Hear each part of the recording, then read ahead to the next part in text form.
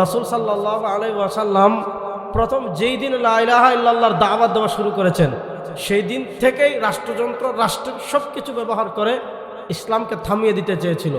যদি কেউ রাষ্ট্রযন্ত্র দিয়ে, প্রশাসন দিয়ে, অস্ত্র দিয়ে, অ্যাটম বোম দিয়ে, যুদ্ধবিমান দিয়ে জুলুম করে, মুসলমানদেরকে শহীদ করে কেউ যদি ইসলামকে থামিয়ে দিতে চায়, তাহলে ইসলাম মক্কায় শেষ হয়ে যেত, ইসলাম আর মদিনায় আসতো না।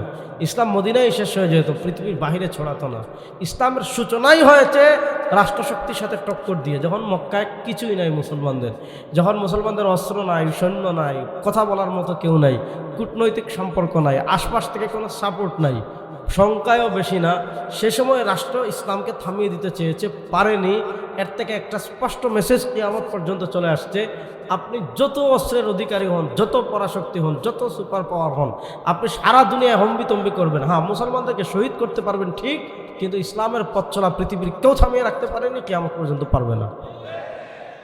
এটা হলো পৃথিবীর সবচেয়ে নিরেট বাস্তব সত্য কথা। আপনি অস্ত্র দিয়ে, সৈন্য দিয়ে, ক্ষমতা দিয়ে, পাওয়ার দেখিয়ে ইসলামকে থামাতে পারবেন না। কারণ ইসলামকে যদি অস্ত্র দিয়ে, সৈন্য দিয়ে, ক্ষমতা দিয়ে, পাওয়ার দিয়ে থামানো যেত, তাহলে ইসলাম মক্কায় শেষ হয়ে যেত। আর মক্কায় আবু জাহেলরা এমন কিছু নাই যে চেষ্টা করে নাই, আবু জাহেলরা সব চেষ্টা করেছে কিন্তু পারে নাই। এই জন্য দেখেন, ইসলাম 1400 বছরের, আমরা ইসলাম মনে করি কি যে হুজুর আসমানের উপরের কথা বলবেন, আমরা ইসলাম মনে করি কি হুজুর জমিনের নিচের কথা বলবেন, আমরা ইসলাম বলি কি যে আপনি ডানেও থাকাবেন না, বামেও থাকাবেন না, পৃথিবী সেকুলারিজমে বেসে যাক, পৃথিবী সোশ্যালিজমে ভেসে যাক, পৃথিবী কমিউনিজমে ভেসে যাক, পৃথিবী ডেমোক্রেসিতে ভেসে যাক, হ্যাঁ, পৃথিবীতে তাগুত বিজয়ী হয়ে যাক, পৃথিবীতে মুসলমানরা লাশের স্তূপ জমা হয়ে যাক, মুসলমানদের শহীদদের সংখ্যা বাড়তে থাকুক, মসজিদে আকসা হাতছাড়া হয়ে যাক, কোরআন বিরোধী আইন হয়ে যাক, কোরআনকে গালি দেখ, সুন্নাহকে গালি দেখ, ইসলামকে গালি দেখ, যা মন চায় তা করবে, আপনি হুজুর, আপনি ইসলাম পালন করেন, আপনি কিচ্ছু বলতে করতে পারবেন না। আপনি যদি আসমানের উপরের কথা বলবেন আর জমিনের নিচের কথা বলবেন। ইসলাম যদি এত সহজ হতো তাহলে তো মক্কায় রাসূল সাল্লাল্লাহু আলাইহি ওয়াসাল্লাম হবে, কারণ তারা মালিক। যদি সে LGBTQ হতে চায়, আপনি সুযোগ দিতে হবে, কারণ তারা মালিক। মনোযোগ, জনগণ যা মন চায় তা করতে পারবে, যা মন চায় সেটা সুযোগ দিতে হবে। কেন? কারণ সকল ক্ষমতার মালিক জনগণ। এখন জনগণ যদি আল্লাহকে গালি দেয়, তাহলে দেখবেন তারা বলে এটা তার বাক স্বাধীনতা, কারণ তারা মনে করে জনগণ মালিক। জনগণ যদি রাসূল সাল্লাল্লাহু আলাইহি ওয়াসাল্লামকে গালি দেয়, তারা বলবে এটা তার বাক স্বাধীনতা। কেন বাক স্বাধীনতা? কারণ তারা মনে করে এটা তাদের বাক স্বাধীনতা। দেখেন, পৃথিবীতে বাক স্বাধীনতা মানুষ খুঁজে, নাস্তিকরা খুঁজে, ইসলাম বিদ্বেষীরা খুঁজে, শাহবাগীরা খুঁজে, সুশীলরা খুঁজে। বাক স্বাধীনতা কোথায় শুধু খুঁজে? আল্লাহকে গালি দিলে দেখবেন বাক স্বাধীনতার মিছিল নিয়ে বের হয়, নবীকে গালি দিয়ে বাক স্বাধীনতার মিছিল নিয়ে বের হয়। দেখেন, আমরা বলি না কোনো মানুষকে আপনি গালিগালাজ করবেন। বিএনপি যদি রাষ্ট্র ক্ষমতায় আসে, নিশ্চিত কেউ যদি খালেদা জিয়াকে গালি দেয়, কেউ যদি শহীদ প্রেসিডেন্ট শহীদ প্রেসিডেন্ট জিয়াউর রহমান সাহেবকে গালি দেয়, কেউ যদি তারেক রহমান সাহেবকে গালি দেয়, নিশ্চিত তার জেল হবে। কেউ যদি জামাত আসলে, কেউ যদি ডাক্তার শফিক সাহেবকে গালি দেয়, তার জেল হবে। কেউ যদি সাইদিকে গালি দেয়, তার জেল হবে। ঠিক তেমনি যদি ইসলামী আন্দোলন আসে, কেউ যদি যমুনার পিসাবরে গালি দেয়, তার জেল হবে। যদি এনসিপি আসে, কেউ নাহিদ ইসলাম রে, হাসনাত রে, সার্জিস রে গালি দিলে জেল হবে। প্রশ্ন হলো, আর গত 15 বছর কেউ যদি শেখ মুজিবের সাথে জাতির ভিদা না কয়, তারও তো 12টা বাজার উপক্রম হয়ে যেত।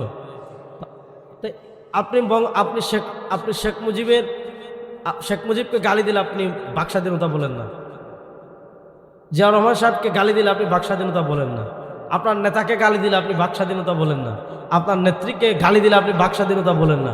আর কোরআন অবমাননা করলে, ইসলাম অবমাননা করলে, হাদিস অবমাননা করলে, নবীকে গালি দিলে, আল্লাহকে গালি দিলে, এটা আসলে বাক স্বাধীনতা না, এটা হলো শয়তানি, ইসলাম বিদ্বেষী চূড়ান্ত একটা মনোভাব তারা প্রকাশ করতে চায় বাক স্বাধীনতার নামে। আমি গত পরশু চরমনাইয়ের মাহফিলে বলে আসছি যে আমাদের দেশে কেউ আল্লাহকে গালি দিলে দেখবেন শাহবাগীরা বলে বাক স্বাধীনতা। তো মুখের যেমন স্বাধীনতা আছে, হাতেরও তেমন স্বাধীনতা আছে।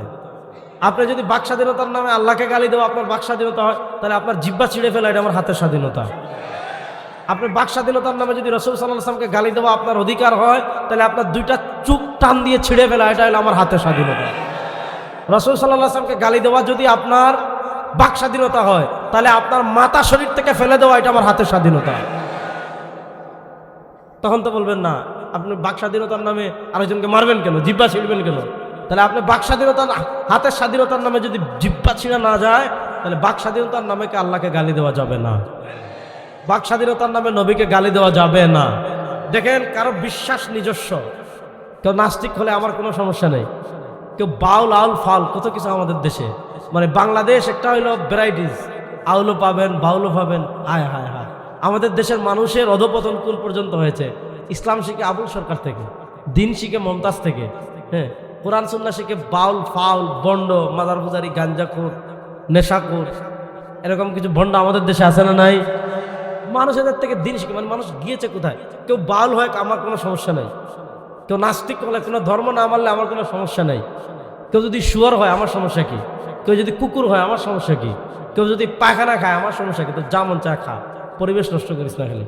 কিন্তু আপনি নাস্তিকতার নামে যদি আল্লাহকে গালি দেন, আপনি নাস্তিকতার নামে যদি নবীকে গালি দেন, আপনি নাস্তিকতার নামে যদি ইসলামকে গালি দেন, আপনি নাস্তিকতার নামে যদি কোরআন অবমাননা করেন, আপনি নাস্তিকতার নামে যদি ইসলাম অবমাননা করেন, আগুন আর পানি একসাথে থাকে না, হয় আগুন জিতে না হয় পানি জিতে। সাপ আর বেজি একসাথে থাকতে পারে না, বাঘ আর হরিণ একসাথে থাকতে পারে না। আপনি বাংলাদেশে আল্লাহকে গালি দিবেন আর আমরা থাকবো, আপনি আর আমরা একসাথে থাকবো না, হয় আপনি থাকবেন না হয় আমরা থাকবো।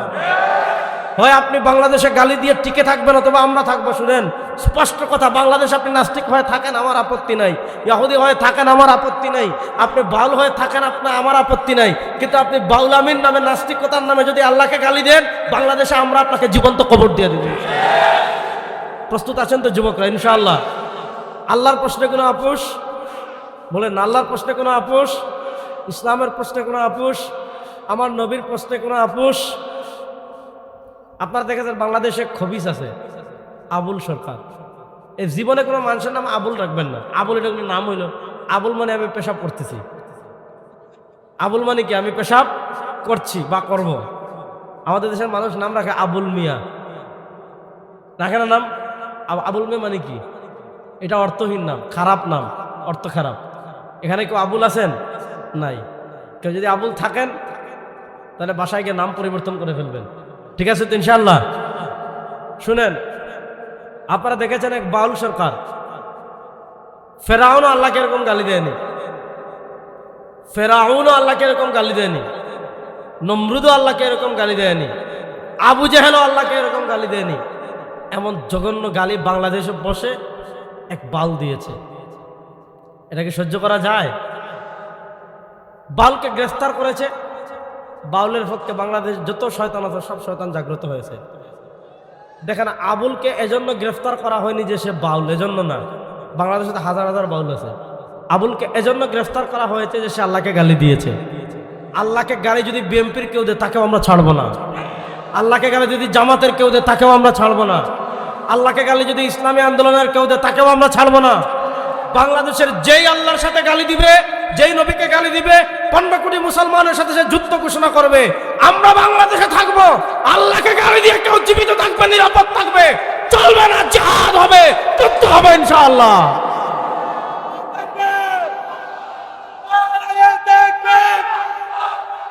ইসলামের শত্রুরা আমরা সবাই রাসূল ছাড়া ভয় করি না। বলেন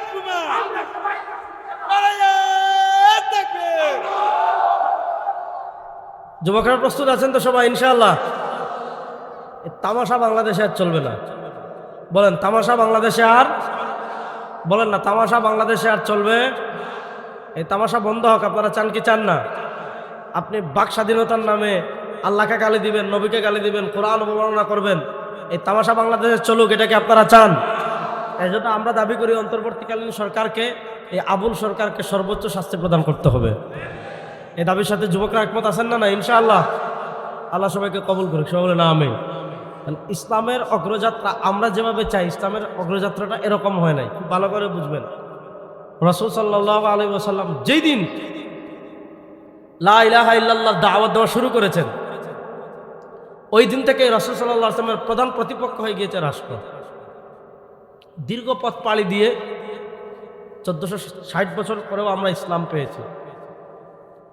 এই ইসলামের দীর্ঘ পথ চলায়, মনোযোগ, ইসলামের এই দীর্ঘ পথ চলায় ইসলাম দুই ধরনের শত্রুর মোকাবেলা করেছে। এক ধরনের শত্রু, এদেরকে চিনি, যেটা আমরা আমাদের শত্রু বর্তমান পৃথিবীতে আমরা চিনি। আচ্ছা বলেন তো, ভারত আমাদের বন্ধু না শত্রু? ভয় পাইতেছেন? কারণ ভারত তো হুমকি দিয়েছে চট্টগ্রামকে আলাদা করে ফেলবে। এজন্য ককচকরিয়ার মুসলমান ভয় পাইছেন, আসতে বলতেছেন না? আপনারা কি ভারতকে ডরান?